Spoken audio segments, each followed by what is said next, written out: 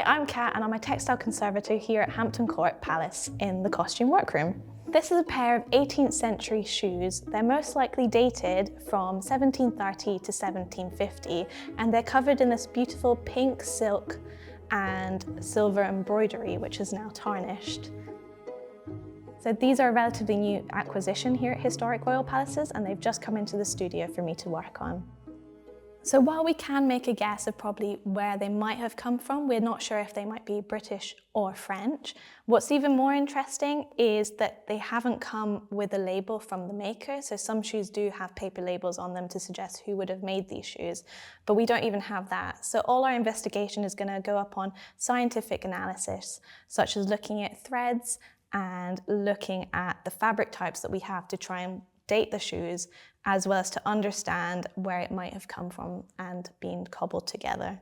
At this time, even men used to wear quite vibrant colours and heels, and that's why it's known as the Louis heel, because King Louis would have worn shoes exactly like this. And the colour and the decorations wouldn't necessarily help us decipher who it would have originally been worn by. So upon measuring the length of the shoes, they were 25 centimetres, so they would approximately be a size 3 or size 4 at the moment, which was a very common shoe size back then. So at this point in time, 18th century shoes were often cut on the straight, which meant there was no left or right. And sometimes you could tell from how a person wore their shoe to see if they might have preferred one as a left or right. In this instance, you can see they've actually been painstakingly cut to match. So the pattern's not mirrored, they're just completely the same, which signals that they would have been made as straights. However, maybe how the latches were put on at the time might have signaled if there was a left or right. On this one, I think they might have worn ones like this due to how the damage is. So this is on the inside, and this one's also on the inside. But because they're quite damaged, I can't really make that assumption, but it's interesting how that might have played into seeing if one shoe was preferred as a left or the other right, or in this case, maybe worn on both sides.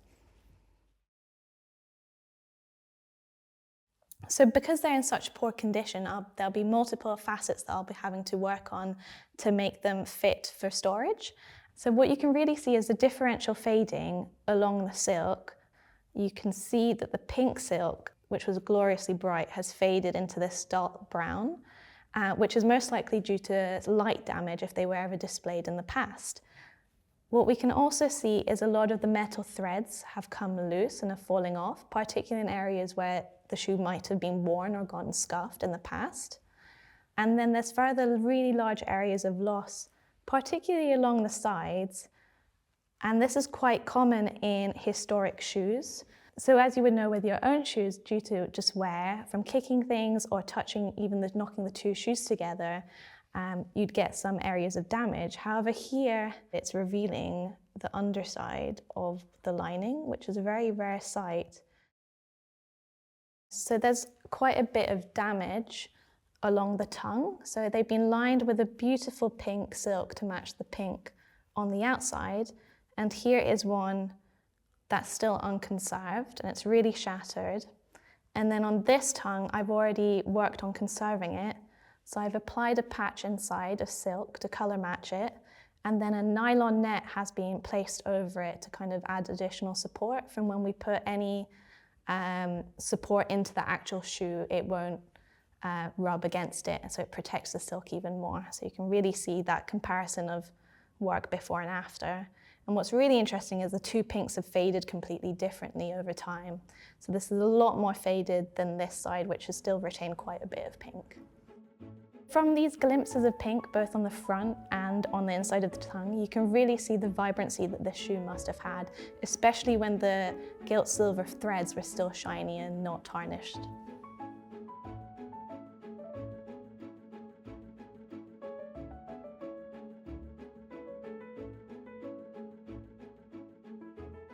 As you can see, while the front was beautifully constructed from this silk that has been matched to mirror, the back of the heels are completely different. So if you get a closer look, you'll see that both heels have been covered in completely different fabric. This shoe, you can see it's had two patches, which have been united by this green bright embroidery, which we don't know when it would have been added, if it's more recent or if it is also a historic repair to the shoe. Patching heels was actually quite a common practice in the 18th century. So there were cobblers as well as people known as translators who would have redone your shoe to make them resellable to new people. So we're not sure yet if this is historic 18th century patching or actually something that's been done a lot later, either by the people who donated it or even before that. Currently, I'm working on re-adhering a lot of the metal threads that have come loose. This is really important before I start treatment on the patches, as any little movement may result in them falling off. So I actually already have a pack of metal threads that have come off in the box when I initially took them out. So they're very delicate now that they've corroded. So what I'm going to be doing is re-adhering them back into place so that they don't move and they don't get caught in anything. So these insect pins that I've placed into the shoe, which look a bit like acupuncture, are actually holding some of my treatment on the metal threads in place. I'll be using a conservation grade thermoplastic adhesive, which I've mixed out and done lots of testing on to see it's the right strength for what I need. I'll be using this adhesive and dipping this very fine insect pin into it to do small dots all along the metal thread, just in some places, so that I can stick it back into place.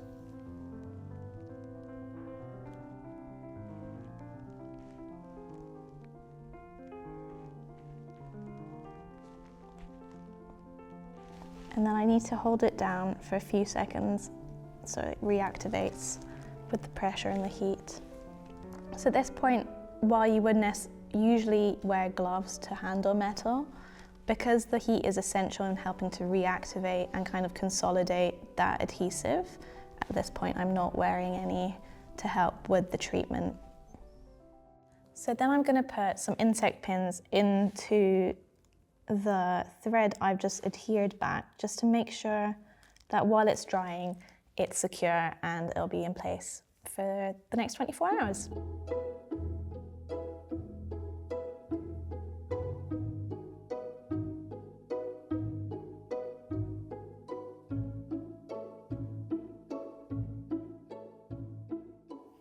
So a lot of the treatment on the shoes has already been completed. However, we still have a lot of questions about the heels. So today I'm going to talk to my colleague in the Heritage Science team to find out more. Hi Maura, thanks for coming to the studio today. I was wondering if you could help me to help identify what fibre has been used in the embroidery that's been added to the heel. There's not a lot of areas that we could take any samples from, so I was wondering if you could help with the non-invasive method.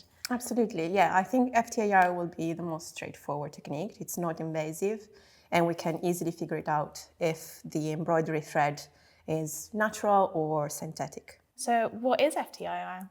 FTIR is the acronym of Fourier Transform Infrared Spectroscopy. It's an analytical technique which allows us to investigate organic and inorganic material. So how it works is basically you shine the object with infrared light. So the outcome of this technique is a spectrum where we can see vibration band, and each vibration band corresponds to a specific molecule.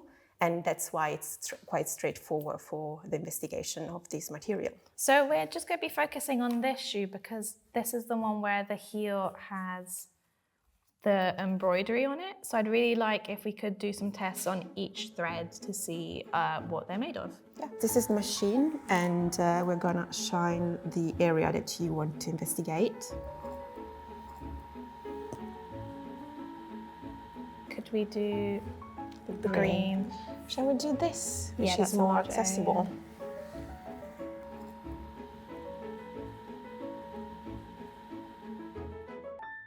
I have the results of our FTIR. So, as you know, we have tested the pink, the light pink, and the green, and all of them are coming out as silk. Oh, interesting. So, to be completely sure, I've also measured a reference, a silk reference, And as you can see, the spectra, the blue spectra is the reference, and all the other are from our embroidery.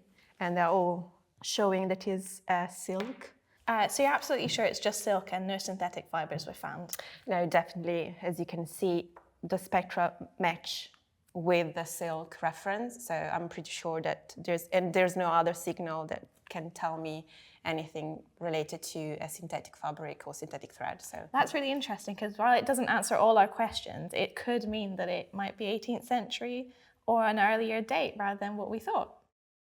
So while we haven't found all the answers to the questions that I wanted to ask, it is sometimes more important to keep the integrity of the object and protect it from being damaged further. So it's better if we stop our investigations here today. So the conservation of these shoes has taken so long because of the amount of loss that's happened in the shoes. There's only one more area that I need to conserve, which is this final patch. However, the rest are all done now. So I have re-adhered all the metal threads that were loose and now secured back. And then I have also finished 3 patches on this. So a large one at the front, one here at the side, and then I've also done an internal patch on the tongue lining, and I have now put in a colour matched patch and then supported it further with some nylon net. So I've had to work with our conservation technician to dye and colour match each individual area to match the shoes. We've had no existing recipe for this kind of colours, and that's what's particularly taking a long time for us to match. So here are some of the samples that I've been given already, and as you can see, they're still not quite right to fit this support area. So our technician has a dye book, which there's already lots of recipes and fabric samples in it, and she uses those as a starting point and then alters the recipe to try and match the colour that she's looking at. And she's very talented in just by looking at a colour, she can kind of see what colour she would need to mix together to create what we're looking for. So she's done an absolutely fantastic job on all these patches, but the final one is just proving quite difficult for us because it's got a little bit of pink, a little bit of brown, and a little bit of dirtiness that we can't seem to match at the moment.